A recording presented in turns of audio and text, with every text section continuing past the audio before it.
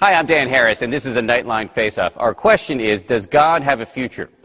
All of us have had the is there a God debate, I'm sure, and I suspect that somewhere on this campus tonight there are some students in the dorm room having the debate, perhaps with the assistance of non-medical marijuana.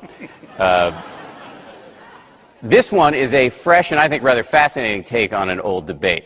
The question is, what does science say about this? Given the advances of science, have we outgrown the idea of God? Some in this debate tonight will argue just that science shows us that, in fact, God is dead. The other side of the debate will argue that, in fact, science has brought us closer to God. We did a coin toss before we came out here. Deepak won the coin toss and decided, in a move of magnificent magnanimity, to allow Michael to go first. So, Michael, have at it. We're going to do opening statements of 3 minutes a pop, and I will be very vigorous in policing it. Good. Well, our position on the question is obviously depends on how you define it. If there really is a God, then obviously he probably or she has a future. If there is no God, then we're only really talking about the future of belief in God. Belief in belief or something like that. So my position is I don't believe in God. Obviously I can't prove a negative, that there is none.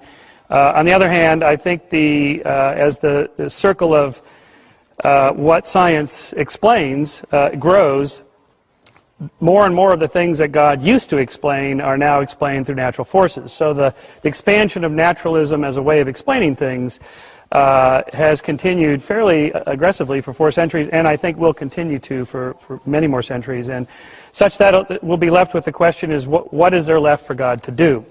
And so I think just 2 points on that is that, one, although I can't prove a negative, I can demonstrate fairly conclusively, I think, that belief in God and the kind of gods you believe in and the sorts of religions you adhere to depend very much on where you happen to have been born and in which century you happen to have been born. So if you were born 10,000 years ago or 200 years ago or 500 years from now, is very much going to shape what particular God you believe in. And so that alone tells us that there's a strong cultural component and historical component to just the concept of God. And there's nothing particularly unusual about creation myths. All cultures have them. There's nothing, then there's something. Or else it wouldn't be a creation story, would it? And most cultures have flood myths, especially cultures that are on bodies of water that flood. Lots of cultures have resurrection stories and virgin birth stories. Dionysus, a Greek god of wine, converted water into wine, drank the body and blood of the creator of the universe, and Osiris, the Egyptian god, way predating Judeo-Christian gods, had a kind of a resurrection and savior story, such that first, if the pharaoh believes in Osiris, he gets everlasting life. Then the pharaohs figured out you can employ people to build pyramids much better if you give them the promise of the afterlife also, and that expanded into basically accepting a savior type person to achieve everlasting life. So we see that happening everywhere we go. And then the second point, just to wrap it up, is that what we know from neuroscience is that we do tend to look at the world and find meaningful patterns and impose on those patterns intentional agency. And so the intentional agents are things like ghosts and gods and demons and angels and aliens and so forth. And God is another version of that. It's a projection of what our brain is doing to try to understand and make sense of the world. And all of that together, I think, is a strong several lines of evidence to show us that we created God and not vice versa. Thank you, Michael. Deepak. I just want to correct a few inaccuracies. I have met Michael before, but it was in a previous lifetime. Okay.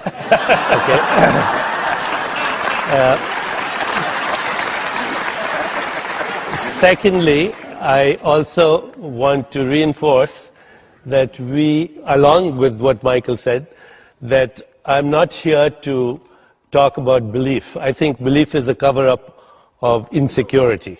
You only believe in things that you don't know the truth of, and you want to know the truth of. If I asked you, do you believe in electricity or electromagnetism, you would say, what kind of a ridiculous question is that? If you want to know the truth, you must have the experience, you must have a theoretical basis, and you must have the rules of science to either falsify what you're saying, That means experimentally prove it, or at least submit to what is called Occam's principle, the theory of parsimony, that the simplest explanations are the best explanations. So I'm not here to defend the God of primitive theology, which Michael Shermer has talked about. I'm not here to defend Osiris, although Gene can speak to that. I'm not here to defend Dionysus, although when he was speaking, I had the feeling that I was Dionysus once, and because I'm a reformed wine lover. Now, here's the gist of what I want to say today. We are here not to argue the validity of science. Science is the most impeccable way of understanding the rules, the laws of nature. A science that has brought us the rules of mathematics, physics, chemistry, cosmology, evolution. So we're not going to argue about that. It's irrelevant. What we're going to say is that we are here to upgrade science so that we can look at a deeper level of reality where we find an infinite intelligence and infinite consciousness that explains to some extent the Big Bang, cosmogenesis, what is called autopoiesis, which is the formation of life from inanimate matter, and Darwinian evolution, which is about gene variation and natural selection. We are here to see how that very science can upgrade our view of theology, which is why we are calling this the future of God, an upgrading both of science and of theology that looks at God as an infinite consciousness, that looks at God as the agent of downward causation, that looks at God as the author of the Big Bang, and the first 10 to the power of minus 43 seconds of creation, which is 10 followed by a tenth of a million seconds, of which science has to say that this segment of creation is not only unknown but unknowable, because the laws of physics fail there. They disintegrate. There are no laws to speak of.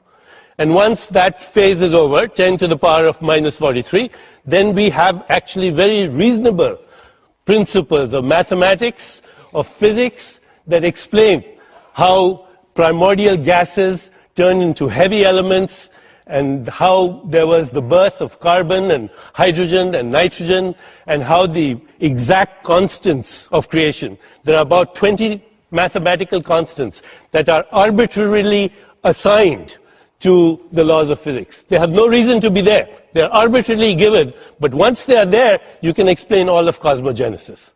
No one knows how life came from inanimate matter. Maybe one day they'll know, but once it came, then the principles of evolution apply. We're at 3 minutes. Done. Okay. Well, I think as you've begun to hear, there are two very different kinds of conversations we could have here. We can talk about religion as it is, for most people most of the time, and we can talk about what religion could be, or should be, or perhaps what it is for the tiniest minority of people. And I just want you to be aware of the difference there, because it could get lost. It's true that some people define God as pure consciousness, or as being synonymous with the laws of nature. But if we talk about consciousness and the laws of nature, we won't be talking about the God that most of our neighbors believe in, which is a personal God who hears our prayers and occasionally answers them. So I just want you to be sensitive to this, because if Michael or I say something derogatory about Islam or Christianity, which seems possible, the response from the other side shouldn't mention quantum mechanics. And it shouldn't reference a notion of God that is so denuded of doctrine as to more or less be synonymous with pure mystery or pure information or pure energy or pure anything. So I wanted to plant a flag there where you all can see it, because the God that our neighbors believe in is essentially an invisible person. It's a creator deity created the universe to have a relationship with one species of primate. Lucky us. and he's got galaxy upon galaxy to attend to, but he's especially concerned with what we do, and he's especially concerned with what we do while naked.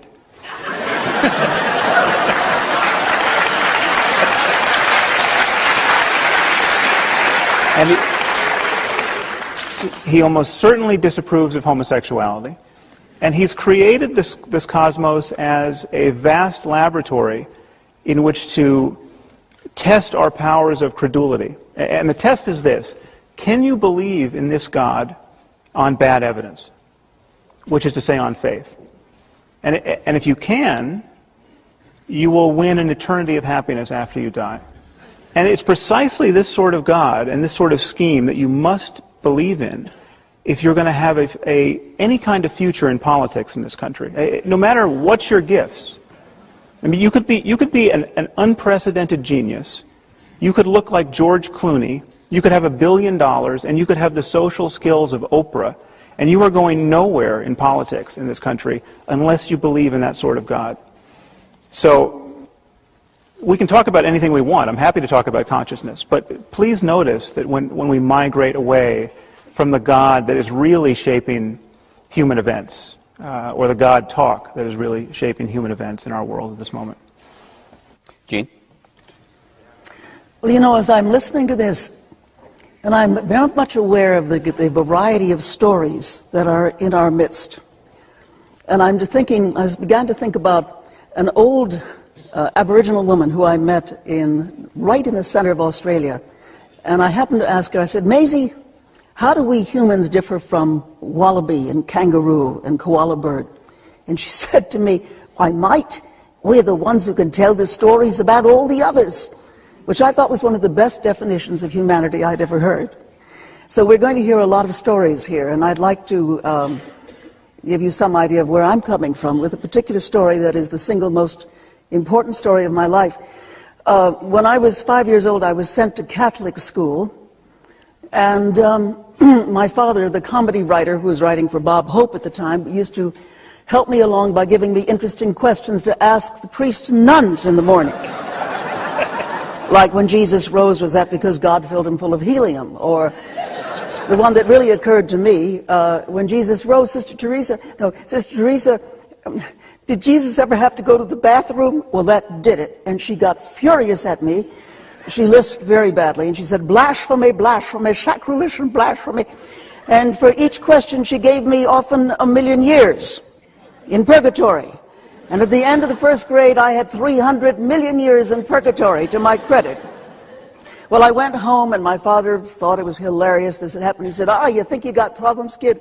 Wait till you see what they did to a real saint. Wait till you see how they hog-tied poor old Bernadette.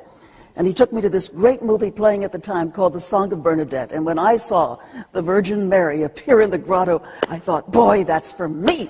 And I ran home, and we had a closet where the dog had just had 9 puppies, and I pushed them away, and I got down, and I crossed myself, and I said, Virgin Mary, please show up in the closet. I'll give up candy for a week, 2 weeks, okay? Now you be there, okay? I'll count to 10. And I kept counting to higher numbers and giving up, chicken with garlic sauce and stuffed artichokes, but she never showed up. And then I heard my father enter laughing. He was always laughing. And immediately this whole universe began to laugh. And years later, when I could read Dante in the original, the great lines, del riso dell'universo, the joy that spins the universe, this great symphony of interrelation, of meaning, of goodness, of laughter, and of science. There was some aspect, even to my 6-year-old mind, myth, cosmology, science, spirituality, health, education. It was all there. It was all part of a dynamic relationship. And this is what I have sought in my work with cultures and people all over the world. Goodness, meaning, relationship, science, art, and laughter. Gene, thank you. Let me start with you, Deepak. What scientific proof or evidence of any sort can you muster to support your assertion that there is, for lack of a better term, God or some sort of intelligence at the heart of the universe? Before I answer that, I think I want to say something address something that Sam Harris said. He said, God is very concerned about what we're doing naked. Well, what we're doing naked is the very mechanics of creation.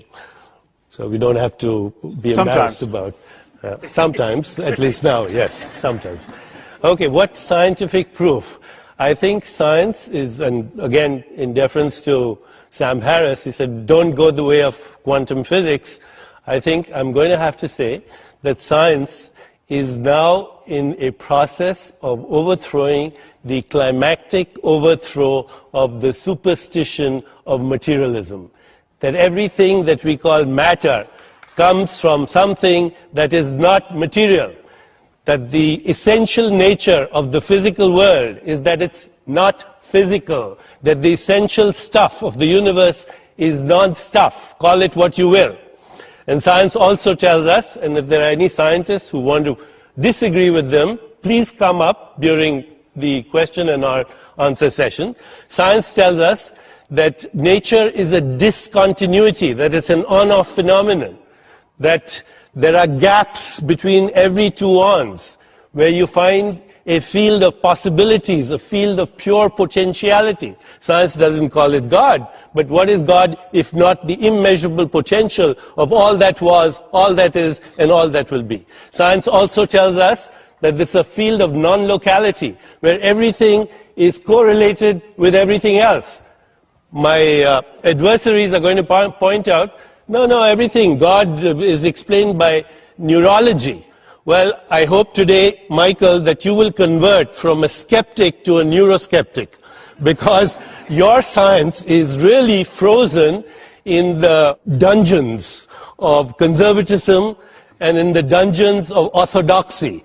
Today, science tells us that the essential nature of reality is non-local correlation. Everything is connected to everything else. That there's hidden creativity, there are quantum leaps of creativity, that there's something called the observer effect, where intention orchestrates space-time events, which we then measure as movement and motion and energy and matter. And addressing Sam, we can have a personal relationship with this intelligence, because we have a consciousness that is part of the sea of consciousness. Rumi, the great Sufi poet, said, you're not just a drop in the ocean, you're the mighty ocean in the drop. And all you have to do is understand the principles of science and understand that you have within you the resources to intuitively grasp this mystery. But one of the things we have to do today,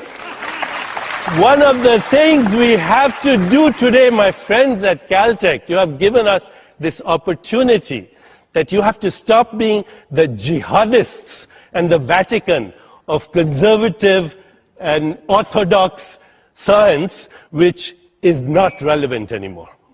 Did you hear anything in there that convinces you? You asked Dan what I meant by woo-woo. That is the very embodiment of woo-woo. He said, stringing together at a rapid patter of a bunch of scientific sounding words sprinkled in with some spiritual new age words doesn't mean anything. I hope that hang on, Deepak. Here in this audience. Yes. And by the way, scientists are not jihadists here. This is Caltech. We're not jihadists. That was really very unspiritual of you, very un-Deepak of you to say that. Well, you bring out the worst in me. Maybe you need to meditate a little bit there.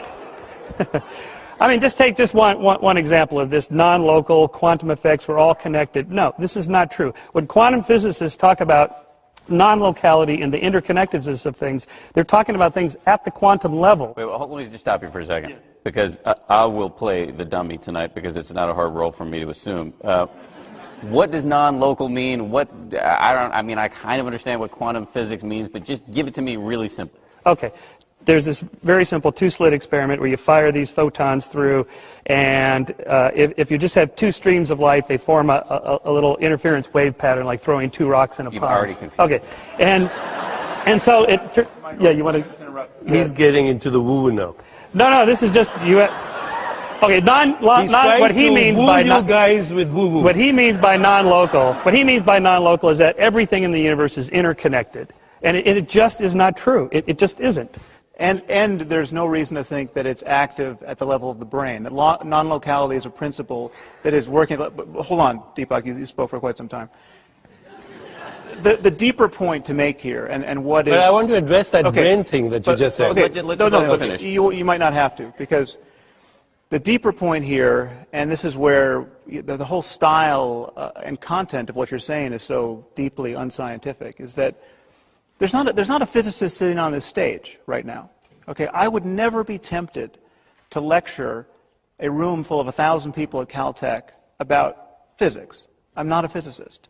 You're not a physicist. And basically every sentence demonstrates that you speak on the subject.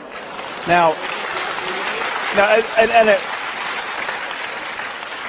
please don't take this as ad hominem. I mean, I'm talking about specifically what you said.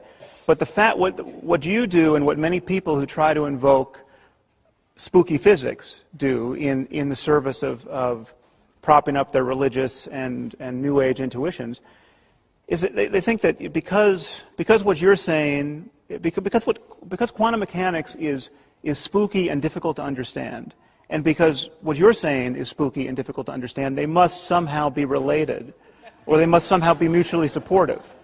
And that's just fundamentally not true. They are arrived at by completely different methodologies and ways of thinking and criteria of discursive evidence. What a mystic, I've studied with great mystics. I've met great meditation masters who've spent 20 years in caves perfecting the kinds of techniques of meditation that you would adopt or recommend. They don't know a damn thing about physics.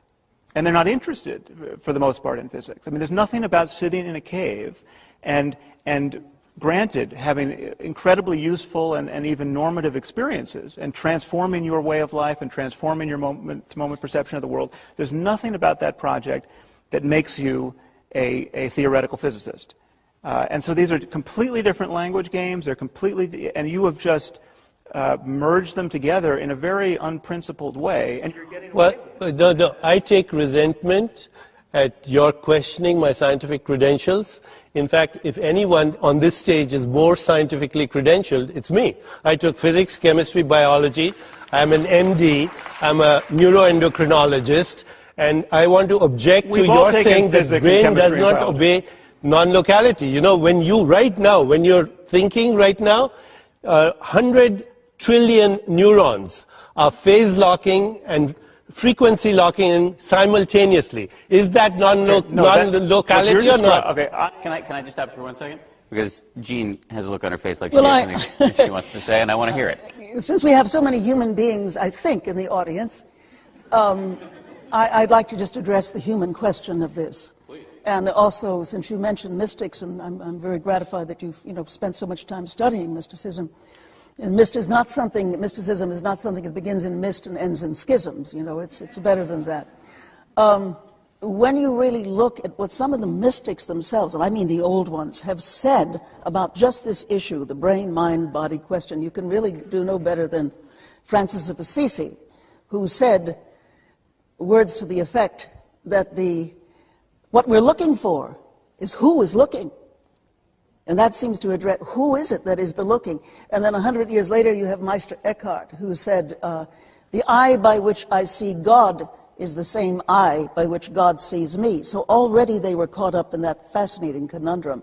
I personally believe that the selfing game is something that infinity does for fun, and that the paradox of being human, whether you talk about non-dual or singular, the paradox of being human is that we are finite, and we are also the infinite. We are we inhabit the universe, and the universe inhabits us. Part of my work is to take depth soundings of the human mind-body and find out what is there beneath the sensory physical, the psychological, the mythic and symbolic, and ultimately that what appears to be, because I've made a lot of studies of very deep creative thinkers, what is at the source of this immense creativity.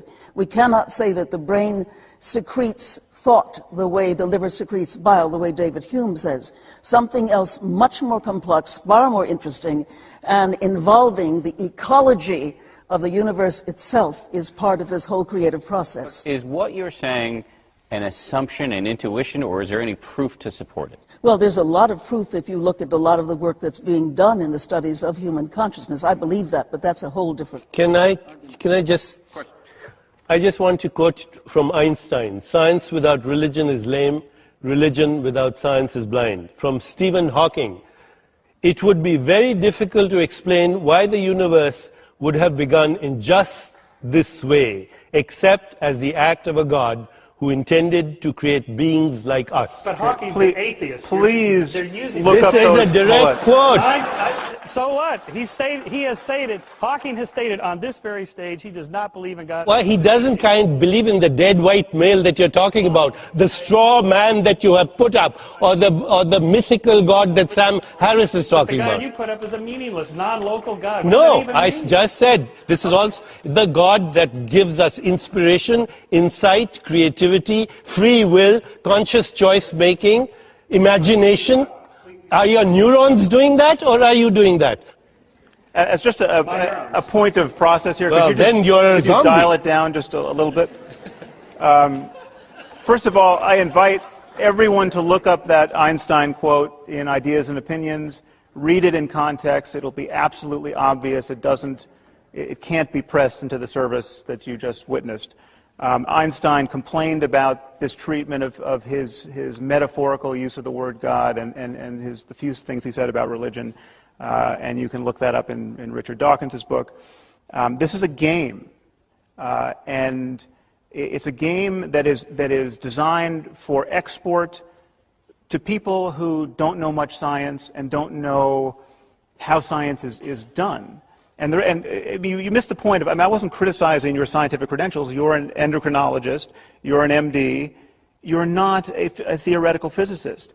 The way science is done is I invite theoretical physicists in this audience to actually address these questions. Okay, so a theoretical physicist will be comfortable talking with real confidence in a very narrow band of his expertise, and he will be exquisitely sensitive to the fact that when he's in a room like this, or she, sorry. I'll just proceed with he just for simplicity's sake here. He will be exquisitely sensitive to the fact that whenever he opens his mouth in a room like this, he is guaranteed to be speaking in front of half a dozen people who know more on any given issue than he does. The great irony of the popular conception of science as arrogant is that when you go to a scientific meeting, you don't see arrogance. I mean, you're about as likely to see real arrogance as you're likely to see nudity at a scientific conference. I mean, this is people are constantly offering caveats and hedges toward what they say. Every statement is couched in, I'm sure there's someone in the room who knows more about this than me, but because everyone is desperate to avoid public embarrassment. Now, this seems to be something you're not doing. If I was worried about being embarrassed, I wouldn't be actually influencing the people that I'm influencing. And I can also say something right now is that I agree that, science is about a very specific methodology, but for people like Michael, not you so much, but people like Michael, to take all of inner experience, all of the rich inner experience, and try to codify it in a graph with data is absurd. As opposed to what? Just calling it fuzzy words? How does that help us understand That's such an out, Michael. That's such an out. And one use technical, the words fuzzy, all right. Use the words woo-woo, and you're out of the argument. I'll give you a technical explanation. When you talk about the observer effect and the uncertainty principle, this is how subatomic particles are altered by looking at them, by bombarding them with light, for example, because they're so small. And so you look at it or you don't look at it, and that changes the nature of what you're looking at. But the moon is really there whether you look at it or not. It doesn't apply to the macro world. In the absence of a conscious entity, the moon remains a radically ambiguous and ceaselessly flowing quantum soup. Deepak, that you have to have a conscious being. The moon? Yes. Okay, listen to the sounds in the room. I want to hear the sounds of Gene. Because You know, I'm listening as a woman. And as a woman, I'm getting a somewhat different perspective on this, you know, because one of the things we're talking about, does God have a future? Well, one of the things is you look at who is really addressing this. The world is changing. This is the most interesting time in human history. I realize other times thought they were it. They're wrong. This is it. You know, this is the time in which, you know, what we do in our lifetime could profoundly make a difference as to whether we grow or die, or whether the 13.7 billion year experiment that has resulted in our sitting on this stage could be over within this next century. There are factors that are unique in human history happening now. One of them, I believe, and that really address this question. One of them has to do with the rise of women, slowly but surely, with a whole lot of backlash, to a full partnership with men in the whole domain of human affairs. Now, being a woman, I would have to say that part of that mindset, and I find this with women all over the world, is an emphasis more on process rather than on product, on making things cohere, develop, and grow. The very fact that the world mind is taking a walk with itself, that we're receiving not just the harvest of many different scientific points of view, but also the wisdom traditions that you have studied so deeply, Sam, the wisdom traditions and the spiritual meta-technologies and processes of many different cultures and states of mind. But Gene, I'm sorry, and I apologize for interrupting you, but I would be fascinated to hear where you stand on the fight that the men have been having here about whether you can muster any convincing proof or evidence to support the contention that there is an intelligence at the heart of the universe, or something more than this. You are the proof. What does that mean? I think Even Michael is the proof. yeah. Oh, okay. What do you think about that? You see, I come from a very different perspective. My perspective is philosophical, as well as being an activist in social change. My work is human development in the light of social change. If this kind of conversation can lead to a deepening of our understanding of our human condition, and then that deepening can bring forth greater radical empathy, love, understanding, so that we don't have, you know, the apocalypse of different cultures really killing each other, as you've written about so beautifully, then I think that we're going somewhere. Ultimately, I think that God has a future. I'm not sure of the human race, you know, having this future. What is the future of God, in your opinion? And is it a constructive future?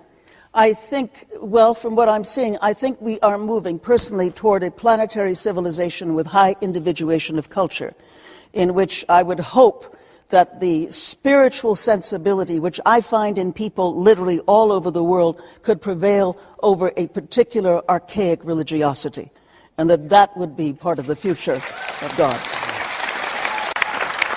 So, Michael, you have been, let's just say, dismissive of what Deepak has said thus far about the notion that there is something more than this. How can you be so sure that there isn't? And I know it's hard to prove a negative, if not impossible. But what? Give me some evidence to support your contention that this is it. Well, for example, I can't prove that there isn't something else that I don't know that there isn't. Huh? I mean, it's like the difference between something invisible and something non-existent. Well, it's zero and we can't study it. But if you take something specific, like Gene's excellent comment there, we actually have a pretty good scientific understanding now, based on evolutionary theory and evolutionary psychology, that if you expand the circle of sentiments to include other people as honorary members of your tribe, you're less likely to kill them. And so, like, for example, tried and true game theory kind of data in the real world of opening up economic borders, you're less likely to bomb countries that make your cars and computers.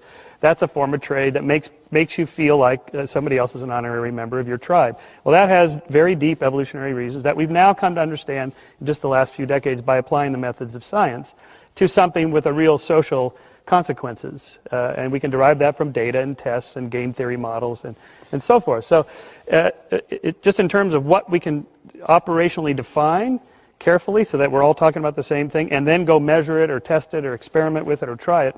I mean, one of the great things about democracy, liberal democracy, it's kind of a scientific experiment. Let's try this, let's try that. This state has this taxation system, this one has that taxation system. It's like an experiment. And so I think what you described, Gene, as the expanding circle of sentiments to include women is a result of the Enlightenment experiment that let's try that. Let's see if that produces greater prosperity and wealth and happiness and joy for more people in more places, and it worked. And that's a rational, reasonable approach. One thing I'd like to add to that is I think it's ironic to score women's rights for your side of the ledger here in this conversation, because there's been no greater obstacle to empowering women in human history than religion. Certainly the three monotheists. I mean, when you... Sam, to my ear at least, neither Gene nor Deepak is advocating religion as you understand it. That's true, and that's why I said what I said at the beginning. That the issue here, I mean, what kind of conversation should we have, and how will this conversation be construed by people in the audience, by people seeing this on television? And the reality is that the kind of talk and the kind of invocations of science that Deepak is offering here is received by a great number of people who believe a lot of unjustified, very myth-laden stuff that has been handed down to us. You're making that statement without qualifying it, without giving any proof of it. Give me some proof that what I'm saying is what he says is woo-woo, just because he can't understand it. Okay. Every discipline has its vocabulary. It's okay. If you're going to say that non-locality is an operable principle in neuroscience, that is woo-woo right now in neuroscience. It's a principle in morphogenesis and differentiation. It's a principle in the workings of the pacemaker of your heart, where 100 pacemaker cells fire simultaneously, non-locally. Saying it louder and relentlessly is not going to make it true. But I want to get back to answer your question, Dan. I want to get back to something that actually matters. The people, 90% of the people watching this on television will never have heard of non-locality, and if we could explain it to them, they're not going to care about it. They're worried about Jesus. They're worried about the collision with the Muslim world. They're worried about gay marriage. I mean, this is religion talk, and we're talking about the future of God now. That's the past of God. Right? Okay, so I'm happy to move on from that, but let's first acknowledge that that's the context. That's why we're having this conversation. The reason why we're talking about God is for the last 4,000 years, people have been handing books to their children saying, all these other books were written by people, but this book is a magic book. It could not possibly have been written by a human being. I think... And so now we're here talking about God and the future of God. You think that's the past of God? And what is I the think future? we can comfortably say that what Sam is talking about, one reason we are having this conversation is that this conversation will lead to other conversations which can say, been there, done that. Let's move on. And the future of God is to understand how a new understanding of science, a new understanding of the perennial wisdom traditions, otherwise called woo-woo, actually can lead to more compassion, to more love, to more kindness, to more tolerance, to more peace, to more insight, to more inspiration, to more creativity. So we become the conscious beings through which the universe will take its next leap in evolution. That's the future. What sounds so bad about that future? Well, but all of that is good. You should be doing those things anyway, whether or not there's a God or a great spirit or a non-locality.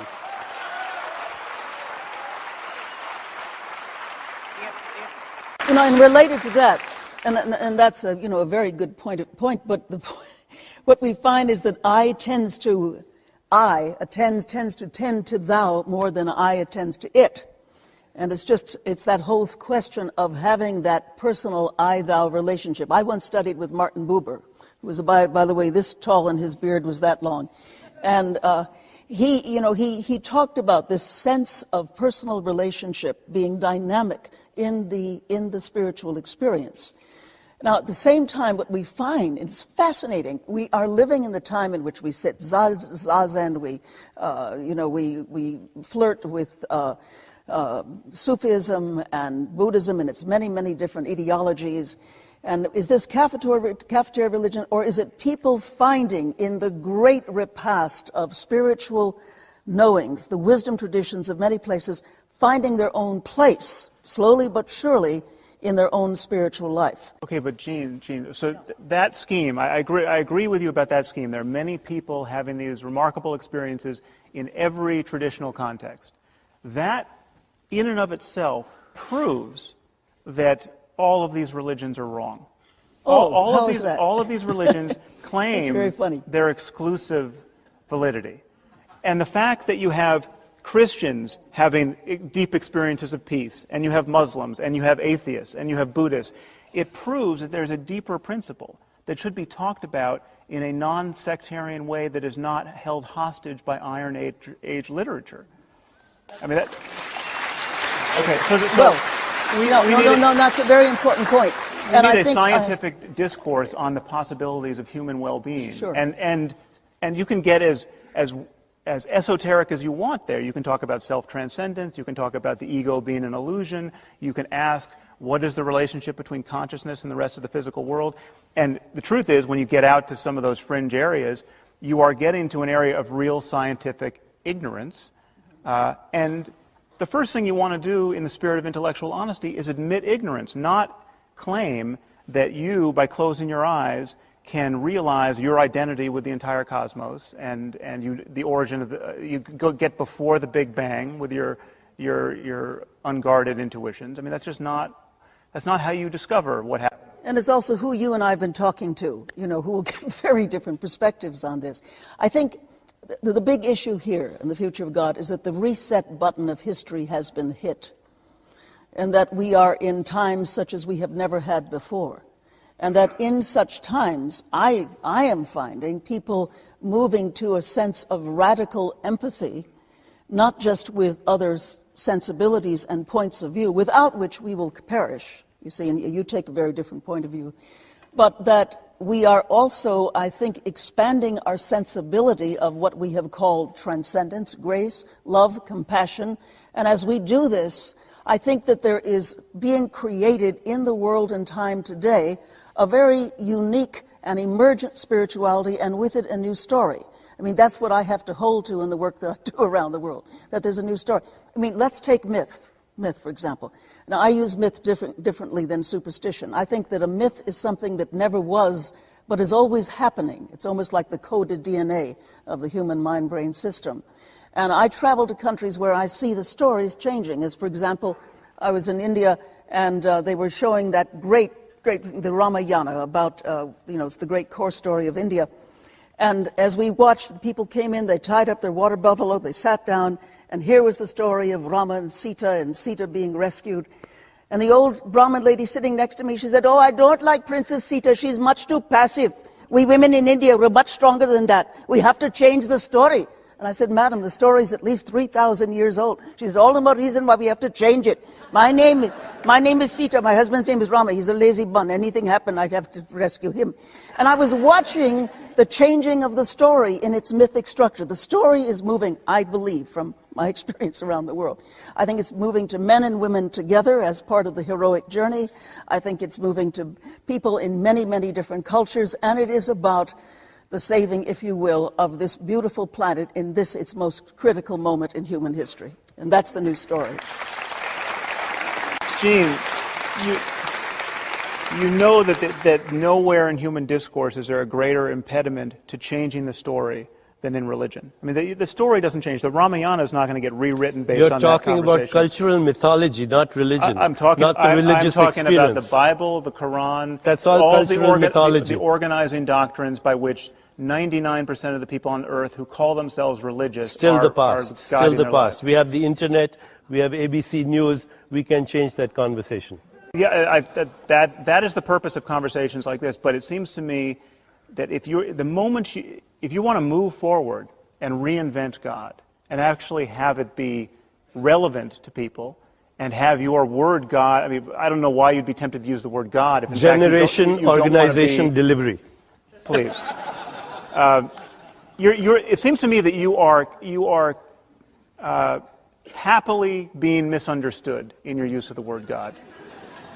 You know that actually Sam, that vast numbers of people care about God for a multiplicity of reasons, most of which you don't want to defend on this stage. But why use the word God? Why not just talk about I just told you it's an acronym. No. Deepak. Well, I have to say, sorry for being so combative. That was because of Michael Shermer, but I actually agree. I actually agree with almost everything you've said, Sam. I have no disagreement with the deeper truth that you're hinting at. I'm just saying is that this conversation needs to take place in a setting such as this, where it can lead to other conversations, so that this is not a debate but a dialectic where through these contradictory points of view we arrive at a greater truth. Okay. But you are carrying around a tremendous amount of ballast from the past, and you are describing it as somehow necessary equipment. So, for instance, you talked about these great wisdom traditions that he is so callously dismissed out of his own ignorance.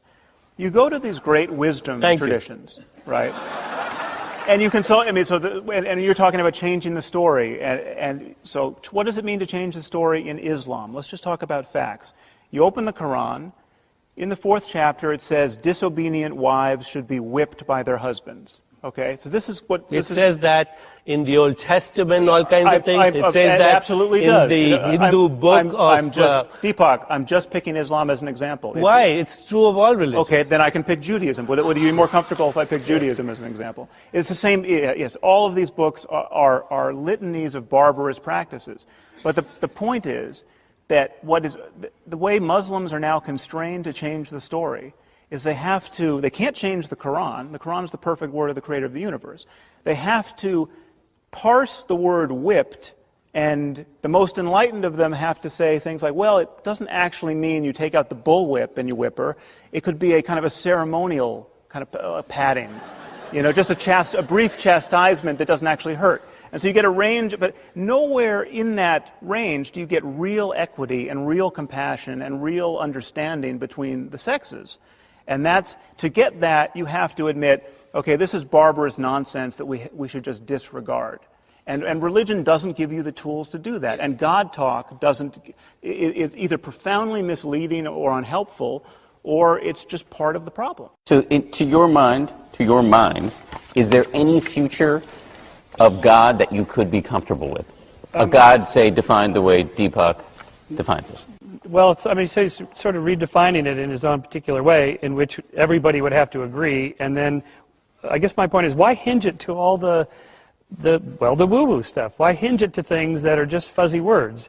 We can actually get right down to understanding what's going on with things like compassion and emotion. Science does not explain why we're here. It doesn't answer a lot of the big questions. Oh, okay, but that doesn't mean it doesn't mean that we can't at least try to understand. I mean, the whole point of science is to try to get down and drill in and figure out what's going on. So we can use words like, it'd be better if we were all compassionate and loving to one another and so on. Of course, who would disagree?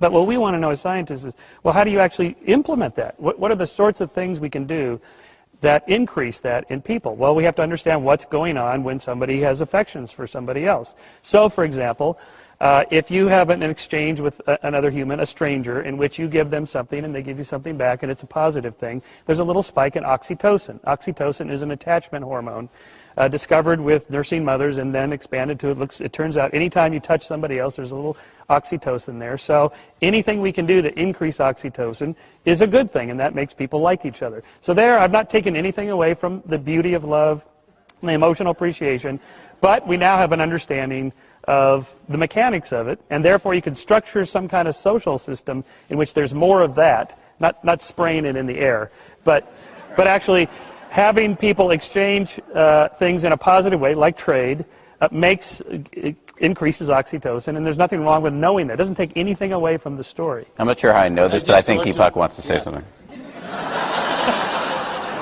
Oxytocin is not love. Oxytocin is the measurement of love in a laboratory. No. Just like You're wrong. H2O, No, no. knowing the formula H2O is not the experience of water. Deepak, Okay? this So, experiment has been run. I know it has been run. What does it prove, The though? control is that you give oxytocin to people and then they become Because more both generous. oxytocin It is and the the drug of experience of love are interdependent. This is semantic. It's not a causal relationship. It is Is the not the cause. same It is thing the as cause. correlation. Deepak, You know, there are different levels if of I go to a describing picnic ourselves. and there are ants all the time, that doesn't mean ants cause the picnic. Okay, let me just explain the experiment. So, two people in a game set. I know the experiment, but Michael. wait, I have to say it. Two people. This is the kind I of don't know woo-woo the- you guys promote No. to This prove is- your yeah. so-called science. I don't know the Woo is a experiment, so let controlled him tell the experiment. experiment. Yeah, let me tell. Okay, so you have two people in an exchange game, and they make an offer to each other. And if it's fairly equitable and generous, they feel good about each other. You draw their blood, and there's a spike in oxytocin. Now, is that because oxytocin is the result of the positive interaction, or is it the cause? So the control was you give them a little, before the experiment, you give them a little hit of oxytocin with nose spray. It's done to induce labor in pregnant women. And Paul Zak did this research, and sure enough, any subjects that got a spike in oxytocin from the nose spray were more generous than those that didn't get the spike. But if It's the cause, not if the I effect. said I love you and it meant something to you, you would also release oxytocin. Yeah. So does the thought create the molecule or the molecule create the thought? Or are they simultaneous expressions of a deeper transcendent reality that we are inseparable? Ask him. Can I just jump in here? All right. Okay, I think we should wander off the specifics of oxytocin. He's just described an experiment where you can actually answer that question. If I give you a shot of oxytocin and it changes your level of trust, then it's not just mere correlation. I mean, we've run it both ways. And so But I that's what he can just described. increase trust and it can generate Yes, oxytocin okay, too. but if trust is just the brain in one state, then you have the brain influencing its future states. You haven't gotten out of the brain and got an ectoplasm. Trust is the a subjective separate soul. experience of consciousness. Oxytocin is the objective experience Yes, of okay, consciousness. but what you seem to be expressing is a deeper skepticism about whether the brain is even involved. No, the brain is involved. No, your consciousness likes brains to express itself. Okay, but do you believe, for instance, do you believe that do we have souls or some that our mind is somehow independent of the brain that will lift off the brain at death and go elsewhere? Is that I believe the there's scheme a you're proposing? transcendent core consciousness that is comprised of meanings, context, relationships, archetypal ideas that recycles itself, just like everything else recycles So itself. it's in no sense a product of the brain. It's no sense a product of the brain, and our whole endeavor in spiritual discipline is to actually go beyond that personal consciousness, that ego consciousness, so we can identify with that transcendent reality, which is the source of space, time, energy, and everything else that exists. Okay, well, let me just say a No, few but things. I think the question is, are we encapsulated bags of skin dragging around a very little ego? No, Or are we isn't organism really the question. environment symbiotic You with can fields say no within to fields that. and consciousness of See, life? Sam, Deepak, let me just you put a lot on the table. So Deepak just said some very seems a strange word to use, but some concrete things that science can criticize. Okay, you just said that consciousness and mind are. I didn't say consciousness and mind. I said mind is a product of consciousness. Okay, but this subjectivity is independent of the objectivity of the brain. There is a subjectivity which is independent of objects. But there's a subjectivity which is subjectivity of itself. When you're looking at the brain for consciousness, you're not looking at consciousness. You're looking at synaptic firings. In fact, it is your consciousness that is looking at those synaptic firings. All right. Let's just keep that in view. All right. Now, you've said there are two things that an incomplete science of consciousness and the mind should want to say about that. One is that having an experience of undivided consciousness does not tell you what consciousness really is or what its relationship to the brain really is. There's nothing about introspection that leads you to sense that your subjectivity is at all dependent or even related to voltage changes and chemical interactions going on inside your head.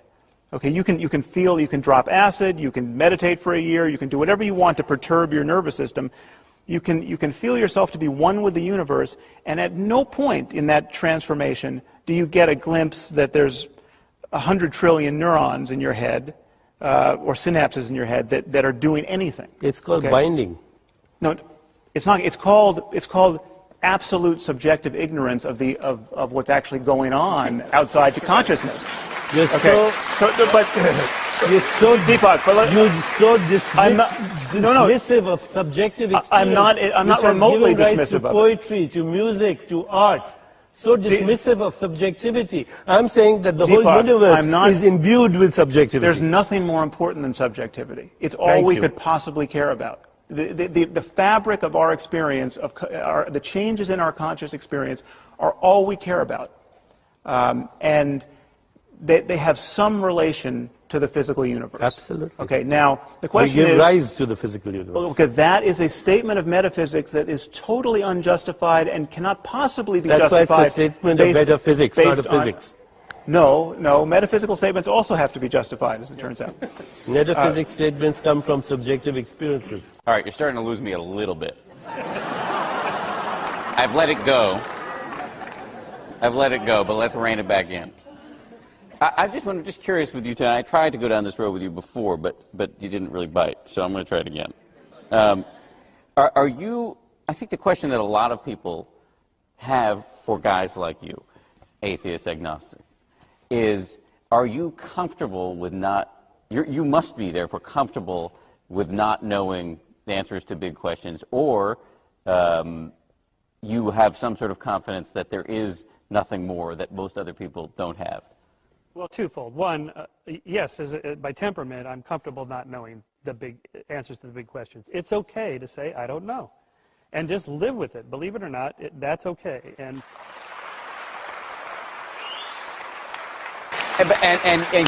you believe that when Deepak comes up with theories that you would call woo-woo, that he is just simply at his core, whether he knows it or not, uncomfortable not knowing?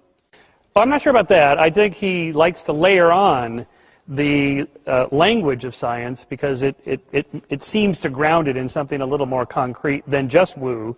And what we're saying here is that you don't need to do that. You don't need to hinge it to all this jargon, because values like love and tolerance for differences and expanding the circle of sentiments to include more people, those are values that stand in and of themselves, because people have value as an end in themselves, not as a means to an end. And that's an enlightenment value that's derived from scientific and reason and rational principles for the last 500 years. And you don't have to take all of that layer and put it on there that most people wouldn't understand anyway, and it just confuses things. Is your rock-solid certitude about there not being a God in and of itself a form of orthodoxy? Well, I'm not rock solid that there is no God. I would be surprised at this point, I have to say. If it was anything like Yahweh, I'd be shocked. But I actually have a little thing I would say, if it turned out to be the case, what I would say standing there at the pearly gates. All right, what is it?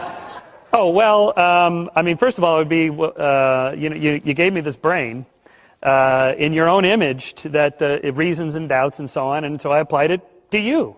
And so, in any case, why does belief matter? Shouldn't it matter more how you comport yourself in life and how you treat other people? And but Deepak, and I'll get to you in just 1 second. But Deepak's point is that molecules don't feel compassion. Right. That ethics and love and compassion and empathy are all, and you tell me if I'm wrong here, evidence that can be marshaled in support of an argument for divine. It is impossible, and Roger Penrose and John Searle would substantiate this. It is impossible for a physical system, no matter how complex it is, to process meaning, to process creativity, to process purpose, to process even, you can map that out, you can show the molecules there, but it is impossible for a physical system to feel those qualities. Okay, that's simply not true. It's what is true to say is that we don't understand how that is being accomplished, and we don't. And even I'll give you even more than that. We don't understand what the relationship between consciousness and matter is. Now, for instance, if electrons I'll were grant you conscious, that, by the way, what you just corrected me on. So but it's not. There's no reason. It gets you nothing to say it's impossible in science. Well, I'm let's saying just that very prominent researchers like John Searle and Roger Penrose have made those explicit statements. Okay, but they're in a much larger conversation. They have more detractors than could fit in this hall. These are areas of genuine scientific uncertainty. But what is obvious is that the way to clarify this domain is not to pretend to know things you don't know. Well, I'm sorry. And you're saying. I want to bring Gene in. Yeah, I just want to say I'm sorry if I gave the impression that I don't know, that I pretend to know things that I don't know. I'm just offering a possible hypothesis. That's why we're calling it the future of God. And I stand corrected. Okay, so when you say, I'd like to talk about this. If I could just tie him down to this one statement, though, because this seems like new information. Okay. If you're saying that when you say we are on a continuum, the consciousness that I experience in myself is the creator of the universe, which you said about 5 minutes ago. You see, creator is a very anthropomorphic. Okay, I just want, is that however you said it, is that a hypothesis? Or because you said it as just a blanket assertion, this is a fact I think that I'm ignorant of. See, there are three ways of knowing. One is through empirical observation, what we call the eyes of the flesh. Then there's a deeper knowing, comes from the eyes of the mind. If I want to understand the theorem of Pythagoras, it's activity of the mind. Why does mathematics, for example, describe so precisely the activity of nature? It's one of the most astounding puzzles of the universe. And then there is a deeper knowing, which is the eyes of the soul. What's his name? William Blake said, we are led to believe a lie when we see with and not through the eye that was born in a night to perish in a night while the soul slept in beams of light. So what I'm saying is, but that's why William Blake is not a great scientist. Of knowing. We need a synthesis of knowing, which combines empirical observation, a deeper knowing that comes from the mind and from the soul. But I want to hear from Gene. William Blake also said that eternity is in love with the productions of time, so that you had those different realities coming together. Listening to this, we realize that we're citizens in a universe larger than our aspiration and more complex than all our dreams. But I then began to think about the mind of a child.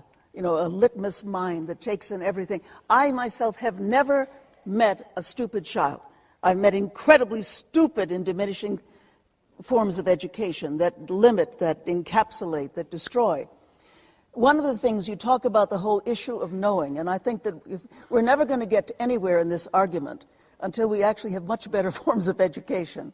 And especially, for example, I find that when education is hands-on, sensory-rich, art-centered curriculum, children not only do not fail, but they have a much larger and richer sense of the universe that they live in. Because, if they are learning history through acting and dancing, if they're learning mathematics through weaving, they begin to bring together these different constellations and arenas of experience, which, when we really start studying the child who does have this rich education, they find a kind of grace and transcendence that they may not call God, but they may call it something else, which is the expansion of the human spirit in which they are a part. So I would like to go at some point back to children and find out how they believe, what they believe, and what is the effect on their lives. Let me get at what you believe for a second, because we were Sam and Deepak were in a conversation about whether this notion of there being an intelligence at the core of the universe. Yeah. Do you believe that, and do you believe it is a belief, or do you believe it is a knowable fact? Well, I make a difference between belief and creeds and a faith. For me, it's a visceral faith. It's like when they asked Carl Jung, they said, do you believe in God? He says, I don't believe, I know. So it's a kind of a sensibility that one has. Obviously, I can never explain it, nor would God expect that. But All right. These guys would expect it. They would expect it. Yeah. When I was 14 years old, I ran into an old man and I knocked the wind out of him. And he said, "Are you planning to run like that for the rest of your life?" He was French. I said, "Yes, sir, looks that way." He said, "Well, I will go with you." And we began to take walks in Central Park. I called him Mr. Teilhard. And he turned out to be Teilhard de Chardin, who lived across the street from me. And he said to me, "The people of your time will be taking the tiller of the world. But they cannot go directly. They must touch every culture, every people, every science, every way of knowing." And then he said, the noosphere, which is the field of intelligence, the field of mind, will come into being.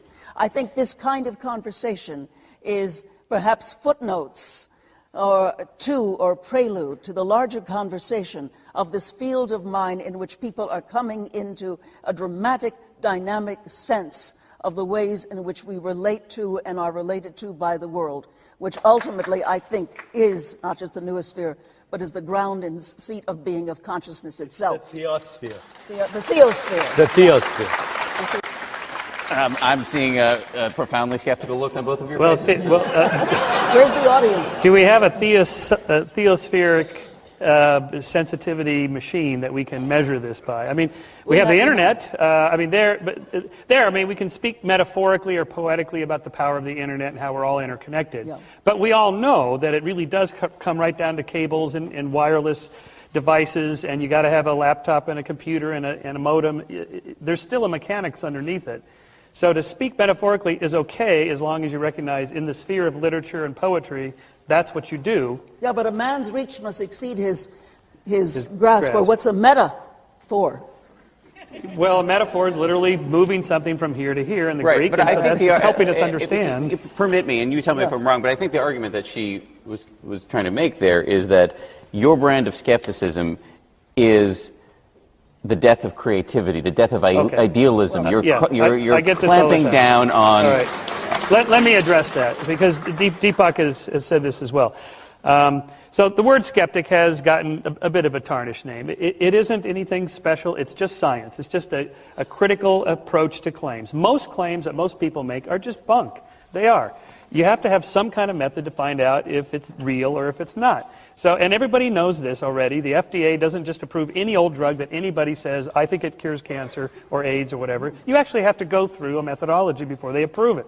And all we're saying is that before you use words like Deepak does, let's define them carefully and see if there's actually any evidence. Is there data for this or not? Before we just hook ourselves to it as a belief system. And so it's really just an approach to claims. All scientists are skeptics. They just have to be, because there's so many goofy ideas out there, most of which are not true. Michael has said, I believe this is a direct quote, that when asked what is belief, you've said it's just brain chemistry. Yeah, that's right. Brain chemistry. Yeah. I mean, we can track exactly this is what Sam does. The magnet, the big MRI at UCLA, tracks what's going on in the brain when people form beliefs about things. That doesn't take away in any way the power of belief, the social construction of belief, and how it drives behaviors. All we want to know is try to understand. I don't think you actually We're not disagree disagreeing with them. Yeah. Belief has a brain chemistry to it. There's no question about it. Right, but you would argue that it's not just that. I have never defended belief. I started out by saying that belief is a cover-up for insecurity. Forget about belief. Just human experience is... everything is contained in what you mean by just. Okay, does just mean you're taking all of the meaning out of life and just deflating us to a puddle of randomly aggregated proteins that have nothing of what interests a human being through the course of his or her life? And many people assume that a completed scientific understanding of ourselves would somehow amount to that we're just atoms in some temporary arrangement, and everything that we love out of life, including love, it can't be captured by that. And that's just not what science is. Would you agree, and I think you're almost saying it, that nothing but is never true. It's always both and plus much, much more. And I think we're looking at what is the much, much more. Yeah, when but what you're tending to do with the much, much more, I think, is profoundly misleading. Yes. I mean, that's the rub here. Say that again, I'm sorry. He says what you're tending to do with the much, much more is profoundly misleading. And worse than that, and I'm not just talking about you, I'm talking about people, worse than that, it is on a continuum with what the really religiously infatuated and dogmatic are doing, and because you're using the same words, scientifically dogmatic and infatuated. but like that move itself is, I mean, so you can say, you can talk about scientific fundamentalism as the corollary of religious fundamentalism. That's just a trick with words. I mean, there is no scientific fundamentalism that is analogous to religious fundamentalism, but that's a separate issue. I think. But by the way, if I could just, Deepak, if I could just finish this point, the fact that you use words like God and faith with such enthusiasm puts you in you are the shade under which all of these really barbarous forms of religiosity still relax and luxuriate and thrive because you. And I don't mean you personally, I mean religious liberals, moderates, New Age types who still want to talk about God and faith and not differentiate what they're saying from the rest of God talk, which is really what is shaping our conversation about religion in this country and in this world. Of course, you write very beautifully about that, about the fact of religious moderates, as you call them, being coveralls for a whole lot of messy stuff. Okay, yeah. I mean, you write about that. And I don't know that we're talking about these kinds of folk. I think we're trying to talk about what is the future of, if you want to say it's religion, future of God, future of spirituality, as a result of what is coming in through traditional and the new science, what is coming in through education, what is coming in through the fact that I said the world mind is taking a walk with itself. What is it going to start to look like? What would you like it to look like? Because spirituality is not going to go away. I think you'll agree about that. And, however brilliant your arguments are, they are not going to convince people who have a passionate entheosiasmos, being filled with the enthusiasm of the sense of God, because I personally believe it is given to us as part of our human condition. What I'm not hearing here, and I really want to hear, and perhaps we'll get to it with the questions, is what does a robust faith in our human condition, which may or may not include our spiritual beliefs, really begin to look like? I want to hear your answer to that question. Oh, my. I must start to write a book. You're going to write a book about that. Well, I think if I say, I'm a person who has been shot at in different countries, have had to dive into trenches, had gas, so I've run into the very things that you're talking about, especially from certain kinds of fundamentalists. And I don't want to see that anymore. What I want to see is people coming together with a common theme, which at this point is the making of a much better world. We have the wherewithal in science, in art, in poetry, in music, the things that we cannot put away. We have the wherewithal in our understanding of social change and human development to really make a better world. What we do not have is what Mr. Teilhard used to talk to me about, the lure of becoming. And I don't want to see just the put down of the past. I want to see the lure of what this world could look like, given the fact that we bring these different kinds of minds and not simply, the experts. Because quite frankly, when I'm around the world, here's the great dirty little fact that nobody talks about. 70 to 80% of the people who are really doing the work tend to be women of a certain age, who have that experience. I'd like to see women and men and people from many cultures really beginning to create a vision, a lure of becoming to what this world can be. And I think that might ultimately override the great fractiousness between old points of view. A religion which is devoid of authentic spiritual experience will become diabolical with increasing weapons of mass destruction, weapons of biological warfare, nuclear bombs, but a spirituality-imbued science will actually lead to science healing the ecosystem, the restoration of species, social justice, and the removing of poverty. So I think it's very important to bring a deep spiritual knowing of inseparability, love, compassion, kindness, and peace into our science. Here's an example. When Mohammed Atta flew the plane into the World Trade Center building, I'm firmly convinced he believed in love and compassion and spirituality and commitment to his belief. His own of tribe. course, Deepak, that's Only what everybody for his own does. tribe, but that's not spirituality. Yes, well, for him it is a domain of spirituality. awareness where we go beyond our tribal identity and experience our universality. Okay. That's the fundamental definition of spirituality. Well, for you, and if you could convince suicide bombers and religious extremists of Talking that, then, about the future. Okay, all right. But Well, if that was would you be comfortable with the future he's painted? well, of course, it's much better than what we've got. But why all the jargon? See, when you don't understand the language of a particular school of thought, you call it woo-woo. No, but you're using it in a way that nobody else uses it. My patients would think we were speaking woo-woo because we spoke Latin words. You don't understand the language of geology or astronomy, so you're equally at liberty to call it woo-woo. I am engaged in dialogue with people of real science. Last week, I had a conference at my center called Sages and Scientists, where Hans-Peter Duer, who was a colleague and student of Werner Heisenberg, and we engaged in this science, this kind of dialogue, and he did not call it woo-woo. I have a question. It concerns near-death experiences, but when you read the Old Testament in the ancient Hebrew, it discusses God as being light, and then Jesus said that we were made in God's image. So I'm wondering if that means that the soul was light. And if so, when you look at near-death experiences, people talk about going into the light. Does the light leave the body? And if so, is that the energy structure of the body that before the brain and the body decays to a point that it can't be resuscitated, is still communicating with the body via like bioentanglement, for lack of a better word? Is that something that is a really real experience that could one day be measured by science, but also point to the validity of the intuitive truth of certain wisdom, traditions, or religions?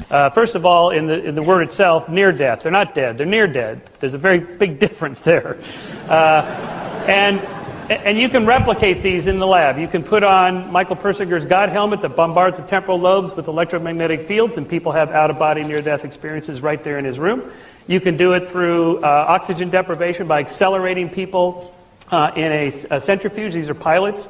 Over half of them, when they accelerate up to where they pass out, they have out-of-body near-death experiences. They see the light at the end of the tunnel. They go through the tunnel and so on. You can see the videotape. They're just sitting there drooling. They're out.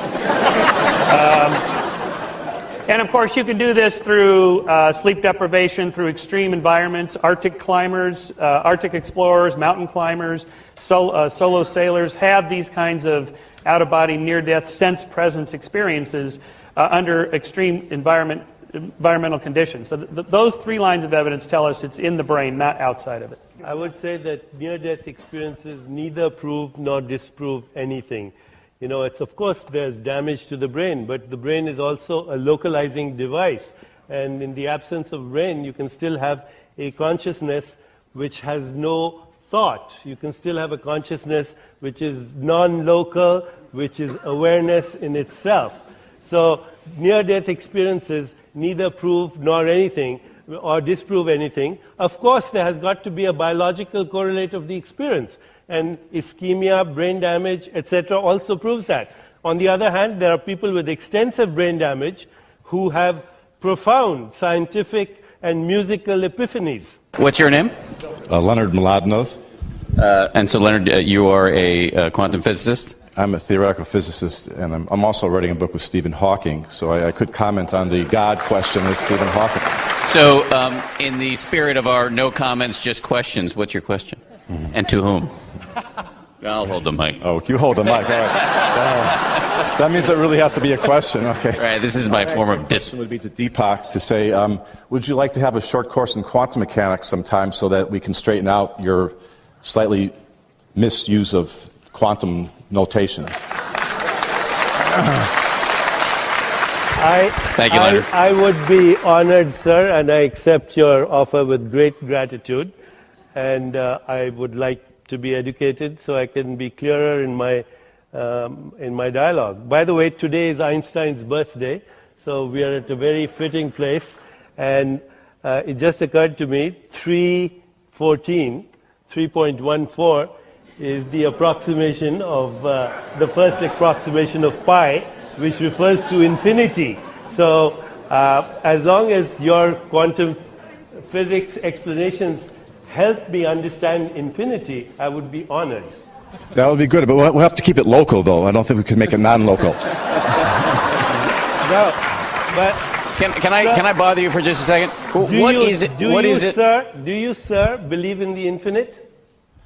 I believe I understand to some extent the concept of infinity. I'm not sure what it means to believe in the infinite. Okay, do you think that your mathematics requires the infinite to explain things that you explain to people? We do use the concept of infinity quite a lot. Thank you. We do. You're welcome. What is it about Deepak's use of quantum physics that bothers you?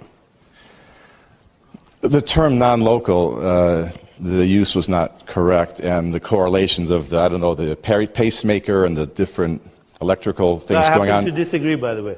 Oh, I assume you did since you said that. You're encouraged. I happen to disagree. I would love to. I'd love to talk about it. I think consciousness is non-local. I'm sorry? I think consciousness is non-local. Consciousness. Oh. Is non-local. I've never really run across a definition of consciousness that I understood. So maybe you could teach me something, and I can.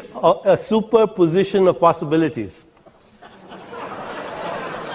Okay. Well, all right. I know what each of those words means. I still don't think I know it.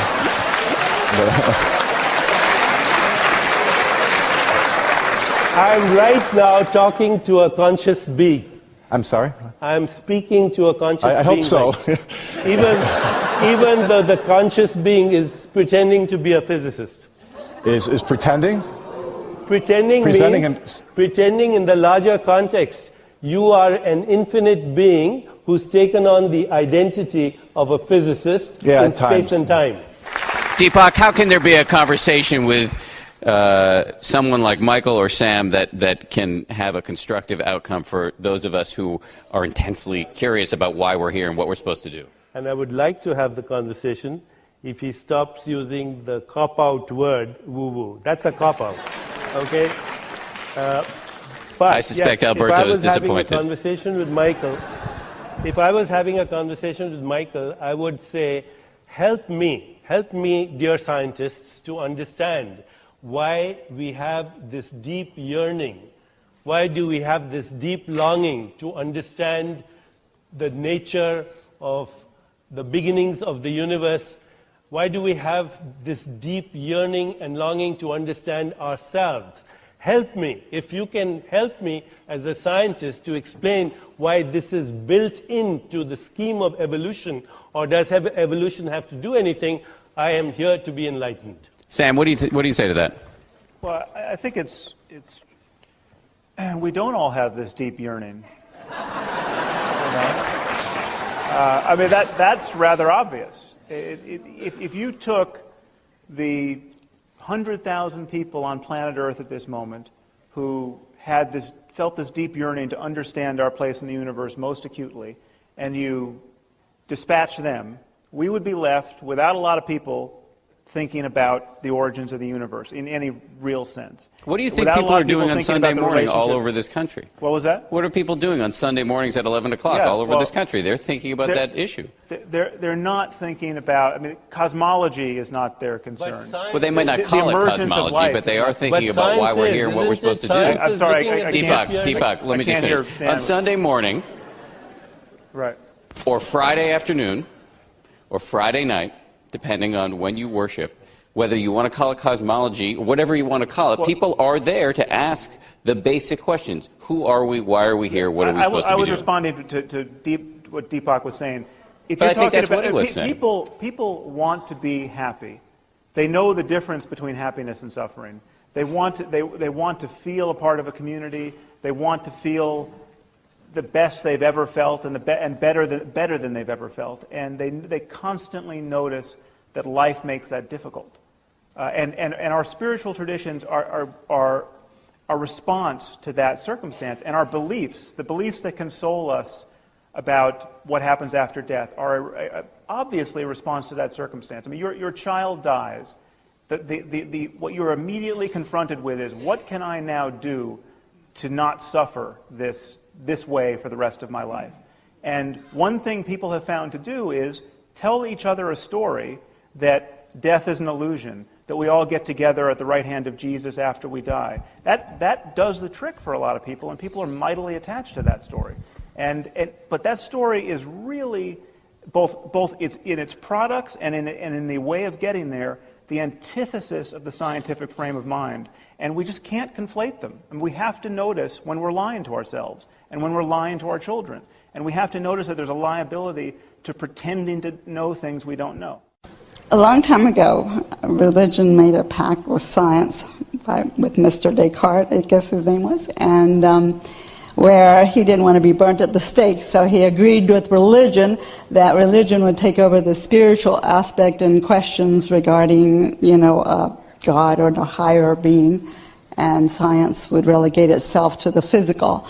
My question is, when is science going to forget Descartes and start focusing on, what creates evil, for instance, and those things that have been relegated to religion? Why doesn't science now start focusing in that direction so that we can get a clearer picture of things? Yeah. Well, Bravo, Carmela. Michael, go ahead. Of course, I described a little bit about, in the last 20 years or so, there's been a concerted effort on the part of neuroscientists to understand what's going on in the brain with things like evil. But this goes back to the 60s with Milgram's shock experiment and Zimbardo's basement prison experiment and so on. These are attempts to get a scientific understanding of why people do bad things, why they do evil things. So I think we're right there with you. These are just harder problems to solve because there's so many more variables and degrees of freedom of the components in the formula, because there's people in social interactions. And so, in a way, Deepak, I'm with you on there's more than just the neurons, of course. There's higher order, there's binding, there's emergent self-organized properties of complex systems, and the higher up you go from neurons all the way up to people in an economy or a political system, wow, is that complex. This is a really hard problem. So we need to really apply science, exactly like you suggest. But on this point of evil, sometimes there's not more than just the neurons, because we know, for instance, that the brains of psychopaths are damaged in ways that we're now increasingly understanding. People are scanning the brains of people who rate very highly on the psychopathy scale. But the classically evil people, the people who don't feel empathy for their victims, who like torturing and killing people. This is something we're increasingly understanding at the level of the brain, and we know the various regions of the frontal lobe that have characteristic pathology in psychopaths, and no doubt at some point we'll understand that in much greater detail. Now, there are many different, that doesn't mean evil is really just this region of the brain damaged. There's much more that can be said about human evil, but it has neural correlates, and if you damage the part of the brain that mediates feelings of empathy, that person won't feel empathy anymore. And that is a causal fact, which we are now in a position to appreciate. Thank you, Sam. What's your name? My name is Elliot. I'm from Jamaica. I was sick for 4 years. I could not talk. Just being connected. I've listened to Deepak Chopra CDs my first time meeting him. Magical mind, magical body. And they talk about meditation. And if you meditate, it will help you to regain that consciousness. And I did it. These are pictures of when my eyes was closed down. I had to use my hands to open my eyes, and the words would not come out my mouth. And having that experience with the unknown, it's been 2 years now going on since I'm able to talk again and open my eyes without no medication or anything. just that connection with the unknown. And so what would you say, how can we frame that as a question? No, well, what I'm saying is that the unknown that Deepak talked about, it's real. We all experience it, but you have to have that experience for yourself. And to have that experience, letting go of judgments and resentments will get you in a closer connection to having that experience with the unknown. Thank you. And a lot of people are not aware of the unknown. Well said. Thank you. Thank you very much. So Michael and Sam, how do you respond when you hear a testimonial like that? Well, first let me say I didn't hear it in every detail, but I think I got the sense of it. He was saying he was greatly helped by Deepak's techniques of meditation? Or? Correct. Okay. Well, that he was very sick and that Deepak's meditation helped him. Well, there's no question that if the mind is just what the brain is doing, and again, I say if, I mean, it's possible that there's more to be said about the mind, but if it is just the brain, what the brain is doing, well, then there's no mystery that there's a mind-brain relationship, because it's all the body. So neurophysiology is affecting the functioning of the body on many levels, is affecting the immune system. Stress affects the brain. Genes are transcribed in response to stress. I mean, all of this is a system, and some people want to argue that the system is not enough to account for human experience, but the science is very much unwritten and open-ended on that subject, and we simply don't know all the details. But there's no question people have remarkable experiences practicing meditation, changing their moment-to-moment thoughts about themselves. And if this is what the brain is doing, and there are many reasons to think that it is what the brain is doing, it of course it has changes reflected. So are you saying it's the unknown? But it's not necessarily the divine. None of that diminishes. I mean, for instance, the placebo effect. We know the placebo effect for many conditions is really robust. I mean, you can give someone a pill that has absolutely no medical potential in it at all, and they will feel much better. And so it's possible to have one's expectation of medicine really transform the way one feels. And changing biology. Okay, so yeah, that's a potential of the human mind, and it is a potential of the human brain, and we need to understand that. But none of that requires that we pretend to know things we don't know. Thank you. What's your question? My name is Scott. Actually, and this is meant to be an extremely respectful follow-up to Elliot. But the question is for Deepak, and that's that. How much do you feel, Deepak, that the extremely lucrative nature of spirituality financially arrests our ability to take into account science in terms of the origins of our universe? Thank you. Thank you.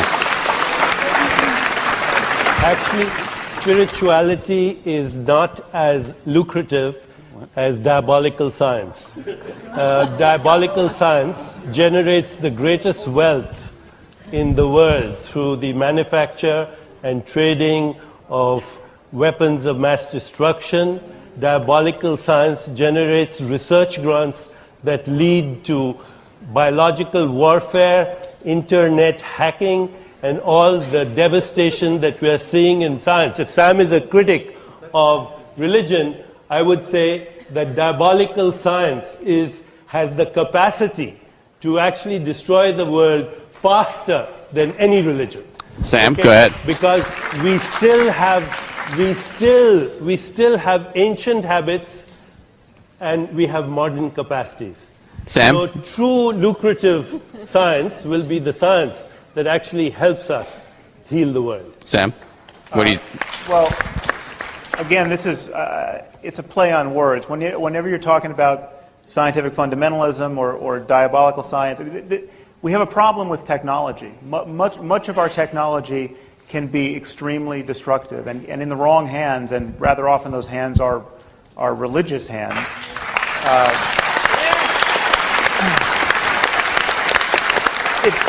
It becomes incredibly dangerous. So we have people with 14th century worldviews who now have access to incredibly destructive technology. Almost out of time. But so I'm going to do my best. this is the point to take on board. The remedy, there's such a thing as bad science. There's such a thing as scientific fraud. There's such a thing as incomplete science. The remedy for all of those things is more science and better science and further scientific discussion. It is never religion. Thank you, Sam. Hi, I'm Lucinda Yon. Who are you talking to on that phone? Oh, nobody. But anyway. The unknown? The unknown, absolutely. Actually, I'm a very basic and practical person, so we're going to try to keep this basic and practical. I made the decision one day that I had the power to choose to be a person of compassion and kindness and courage. That was my choice to make. Now my question to both sides is how do we finally get people there? I really don't care. I want them to finally make that cognitive, meaningful decision that I am responsible to be a compassionate, caring person. It is my choice to make, my responsibility, my obligation to make it and act on it. So I don't care which side gets us there, but my question to each side is, what's your answer to how we get there? Play moderator and pick somebody to answer that question. I'll ask... I guess Deepak's doing it. Go ahead. I think how you get there is how you got there, by self-reflection and by asking yourself, am I a conditioned response? Am I a bundle of conditioned reflexes and nerves that is being constantly triggered by people and circumstance into predictable outcomes, in which case you would be a machine? Or am I a conscious being that I can actually choose the actions I choose? Do I have free will? And that cannot come about unless you go within. Michael Shermer, how would you answer that question? Well, first of all, doing exactly what you just did, that's how you do it. You just stand up and say, let's all do this. I mean, that's how we get things going. So, well, first of all, I'm really thankful to the Skeptic Society to bringing this perhaps the most engaging conversation on Caltech campus since I've been here. I just wish and request Deepak that if he could return every year so that we can all come and laugh together on laugh together. I didn't say laugh on Deepak. So there were two things. One was that Deepak mentioned that been there, done that when people brought up religion and the bad things which happened, like not progress in women, education, and atrocities, etc. So could Deepak and Jean say now that the religion of past, or the things, the whole organization of God of the past, it was on a bigger picture, perhaps bad or negative? And secondly, they mentioned that we want to bring all the people from art and music all together on the same platform so that we can all talk and learn about the unknown. I was just thinking, Deepak keeps bringing quantum mechanics, etc.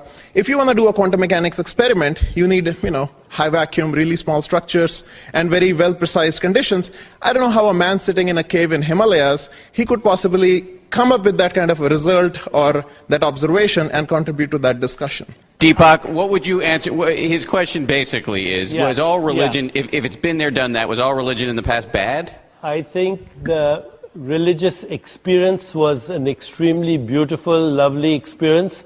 It's the kind of experience that is the aha moment, even in science.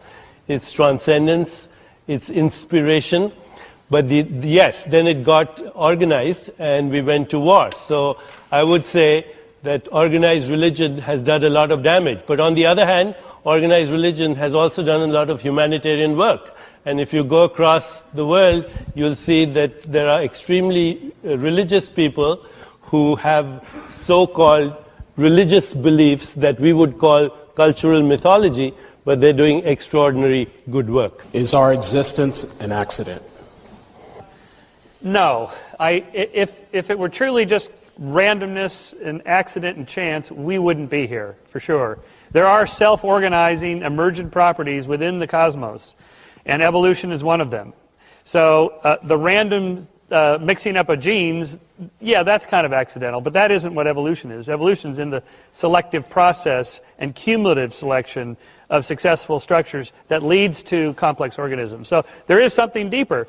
Again, we don't have to use fuzzy language to understand it. It's still part of science to say it's self-organized and emergent and have a very clear understanding of what that means. Thank you. Thank you. Appreciate it. Good question. What's your name? My name is Cassie Yan, and organized religion is a reality of today. So my question is, what will happen to organized religion in the future? Well, I don't think religion's going to go away anytime soon, but I do like to take a long time horizon, and that as we continue to expand the circle of sentiments and expand things like liberal democracies and market trade between peoples where, say, the internet, anybody can talk to anybody else anytime for free, they can exchange things without centralized control interfering, that's a good thing.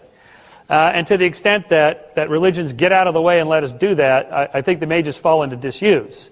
I was discouraged by the China Google thing. I thought the Google guys would get around that, but it may take a little bit longer than I thought. Gene, what do you think is the future of organized religion? Well, I think that most organizations are falling apart. We're in the biggest time of deconstruction that the world has ever seen. And I think it's going to go through a kind of morphing into a new way of being and doing. I would hope that there would be an undercurrent of an appreciation of a perennial and universal spirituality out of which these different ways and frames of seeing would then find richer and deeper ways of relating to the meaning of it all. And I think that when it is no longer the man on the cross or the man under the tree, or the man for that matter, who is the vehicle through which the enlightenment and the epiphany occurs, but I would love to see a great generalization of spiritual experience happening across the board, and as people move into the greatness of this experience, I think that the nature of religion itself will change. I'm looking for a democratization of spiritual experience. Thank you, Gene. What's your name? David Richardson, and my question is a bit of a follow-on to the last one, but is primarily directed towards Sam. Sam, from the perspective of a neuroscientist, and knowing what we know today about the hardwiring as well as the other structures in the brain, the neurochemistry, as to our inherent bias toward wanting a causal explanation for what we see and experience around us, whether God actually exists or not in any of the organized or unorganized discussions that we've had with God, don't you feel that a belief in God is, from a neurochemical or structural basis, inevitable? Well, apparently not.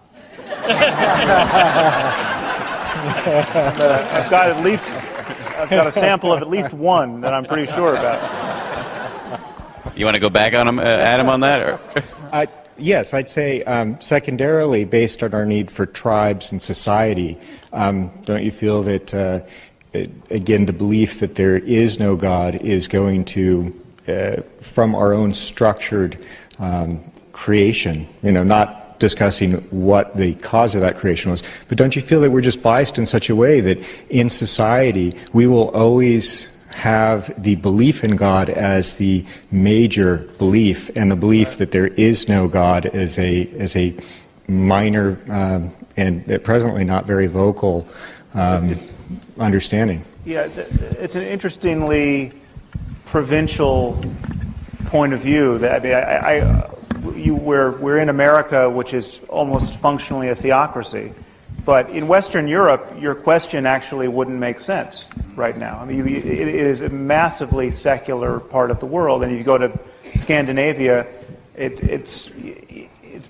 it flips entirely. It's something like a majority, 60 to, depending on how you ask the question, 60 to 80% of people in Denmark, for instance, are atheists. I mean, they do not believe, they treat the God of Abraham the way we treat Zeus. And that is, just refresh the browser in your brain and realize that those are actually equivalent. And we are in a shocking circumstance where most people in our society are really worried about Zeus. And you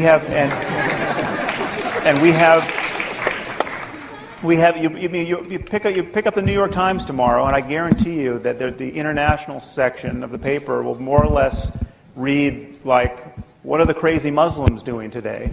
And But if you realize that what they're doing is on the basis of a belief that is just like a belief in the gods of Mount Olympus. I mean, imagine if you drawing cartoons of Hercules could get you killed. I heard Deepak mention that there are deeper ways of knowing, and I get the impression that this is based on intuition and the subjective. And I'd like to know, if we don't use the objective scientific method, how do we distinguish what is true from what we simply want to be true? What's your name? Sarah. Thank you, Sarah. Deepak, have at it. I think science is based on a subject-object split. I'm the observer, and that's the observed. And it does extremely well based on the subject-object split. I am hoping that the truth will be found when we actually develop a science of consciousness that goes beyond the subject-object split, because after all, nature is one. Nature does not decide that this is the subject and that's the object. Nature says that both the subject and the object are my activity. So my prayer is that science will evolve to include consciousness in its evolution.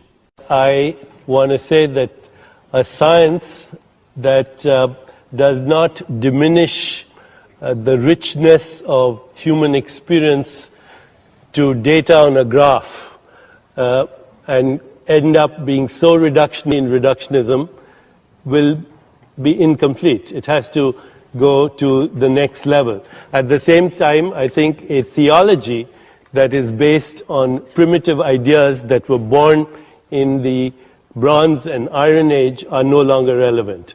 So my hope is that this conversation on this wonderful location on the birthday of Einstein will say, how can we create a conversation between the Einsteins of the world and the sages of the world? Sam? Actually, I think I want to treat the question that was asked by the woman who asked about near-death experience and the use of the word light in the Old Testament. Because it seems to me really to come back to the books in terms of general relevance to world events. We are really prisoners of literature right now. We are constrained to talk either explicitly about these books or in some vague conformity to these books. And these books were written by people who every person in this room has more access to information and scientific knowledge and just what is now basic common sense than the authors of the Bible and the Quran.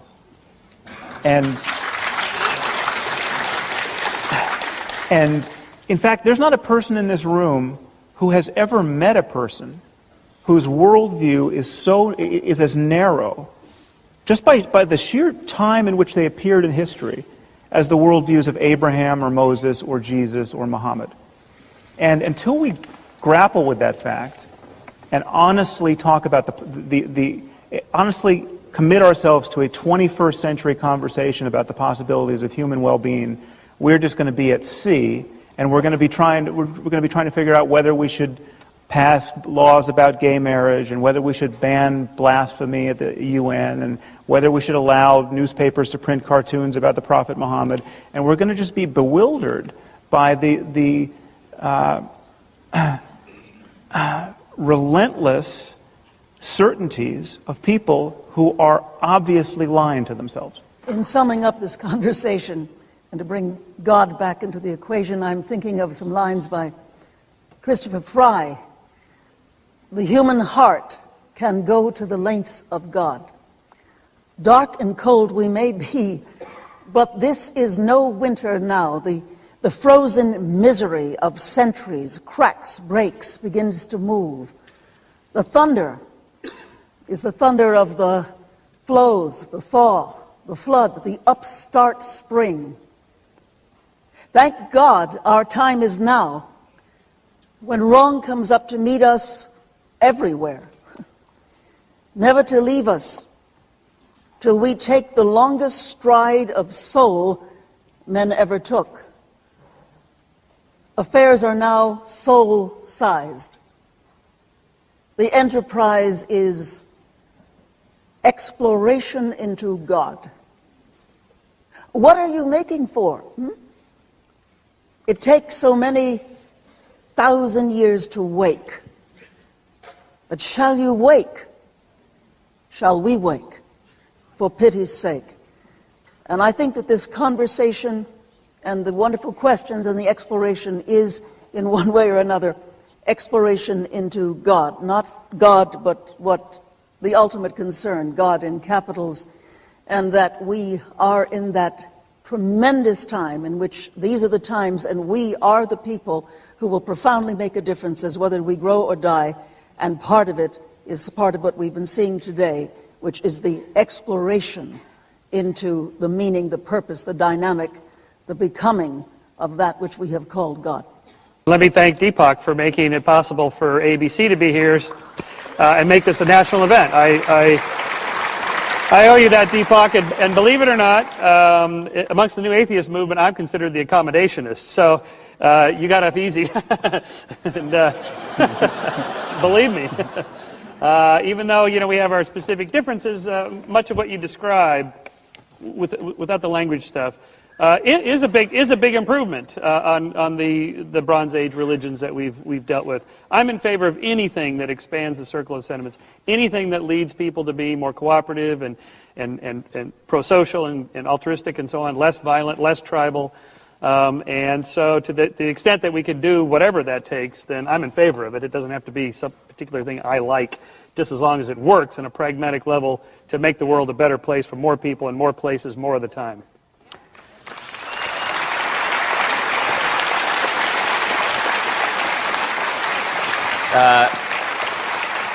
Sam Harris, Michael Shermer, Deepak Chopra, Gene Houston, thank you, all of you. We appreciate it, and thank you to everybody for coming. It was a great debate. We appreciate it. Thank you. Thanks for coming. Thank you, Dan.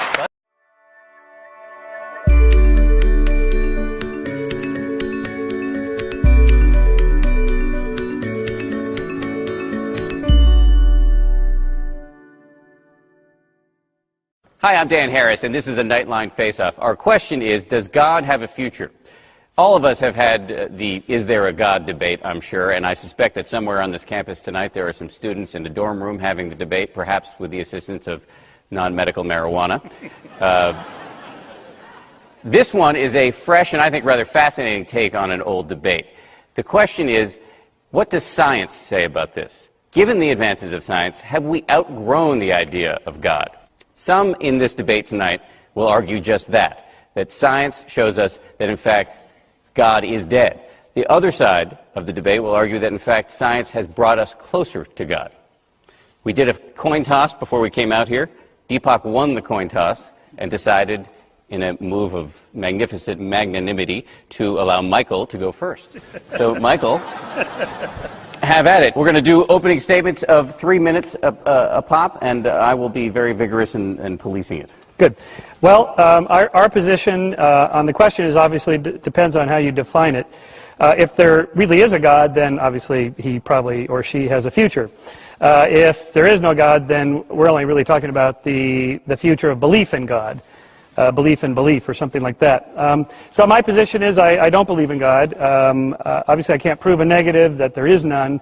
On the other hand, I think as the circle of what science explains grows, more and more of the things that God used to explain are now explained through natural forces. So the expansion of naturalism as a way of explaining things has continued fairly aggressively for 4 centuries, and I think will continue to for many more centuries, and such that we'll be left with the question is, what is there left for God to do? And so I think just 2 points on that is that, one, although I can't prove a negative, I can demonstrate fairly conclusively, I think, that belief in God and the kind of gods you believe in and the sorts of religions you adhere to depend very much on where you happen to have been born and in which century you happen to have been born. So if you would, and it shouldn't reference a notion of God that is so denuded of doctrine as to more or less be synonymous with pure mystery or pure information or pure energy or pure anything. So I wanted to plant a flag there where you all can see it, Because the God that our neighbors believe in is essentially an invisible person. It's a creator deity who created the universe to have a relationship with one species of primate. Lucky us. and he's got galaxy upon galaxy to attend to, but he's especially concerned with what we do, and he's especially concerned with what we do while naked.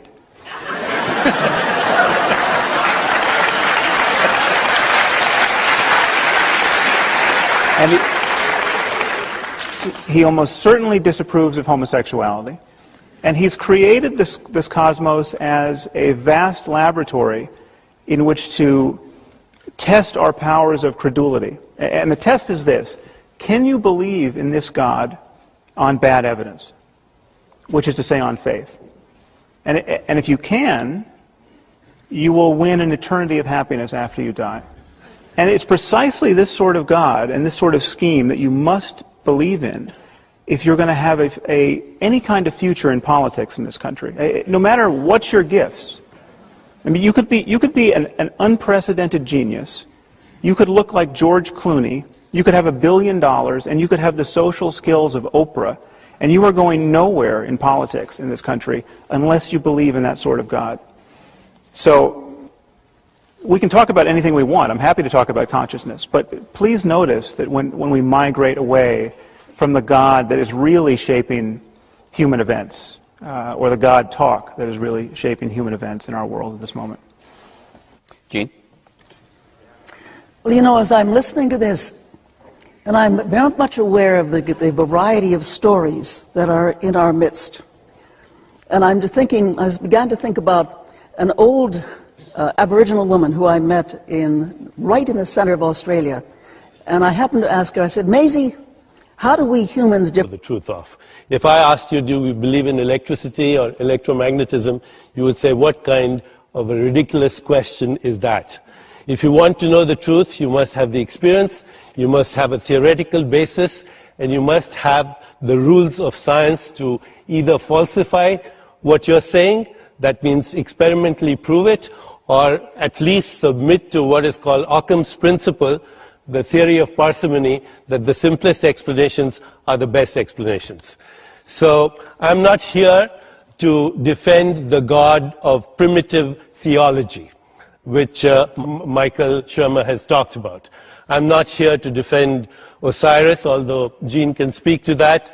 I'm not here to defend Dionysus, although when he was speaking, I had the feeling that I was Dionysus once, and because I'm a reformed wine lover. Now, here's the gist of what I want to say today. We are here not to argue the validity of science. Science is the most impeccable way of understanding the rules, the laws of nature. A science that has brought us the rules of mathematics, physics, chemistry, cosmology, evolution. So we're not going to argue about that. It's irrelevant. What we are going to say is that we are here to upgrade science so that we can look at a deeper level of reality where we find an infinite intelligence and infinite consciousness that explains to some extent the Big Bang, cosmogenesis, what is called autopoiesis, which is the formation of life from inanimate matter, and Darwinian evolution, which is about gene variation and natural selection. We are here to see how that very science can upgrade our view of theology, which is why we are calling this the future of God, an upgrading both of science and of theology that looks at God as an infinite consciousness, that looks at God as the agent of downward causation, that looks at God as the author of the Big Bang, and the first born 10,000 years ago or 200 years ago or 500 years from now is very much going to shape what particular God you believe in. And so that alone tells us that there's a strong cultural component and historical component to just the concept of God. And there's nothing particularly unusual about creation myths. All cultures have them. There's nothing, then there's something. Or else it wouldn't be a creation story, would it? And most cultures have flood myths, especially cultures that are on bodies of water that flood. Lots of cultures have resurrection stories and virgin birth stories. Dionysus, a Greek god of wine, converted water into wine, drank the body and blood of the creator of the universe, and Osiris, the Egyptian god, way predating Judeo-Christian gods, had a kind of a resurrection and savior story, such that first, if the pharaoh believes in Osiris, he gets everlasting life. Then the pharaohs figured out you can employ people to build pyramids much better if you give them the promise of the afterlife also. And that expanded into basically accepting a savior-type person to achieve everlasting life. So we see that happening everywhere we go. And then the second point, just to wrap it up, is that what we know from neuroscience is that we do tend to look at the world and find meaningful patterns and impose on those patterns intentional agency. And so the intentional agents are things like ghosts and gods and demons and angels and aliens and so forth. And God is another version of that. It's a projection of what our brain is doing to try to understand and make sense of the world. And all of that together, I think, is a strong several lines of evidence to show us that we created God and not vice versa. Thank you, Michael. Deepak. I just want to correct a few inaccuracies. I have met Michael before, but it was in a previous lifetime. Okay.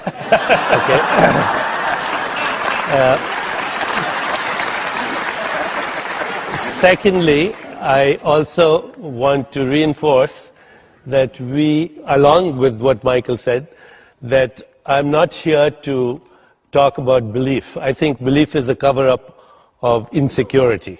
You only believe in things that you don't know the truth of, and you want to know. 43, the first 10 to the power of minus 43 seconds of creation, which is 10 followed by 10 followed by a tenth of a million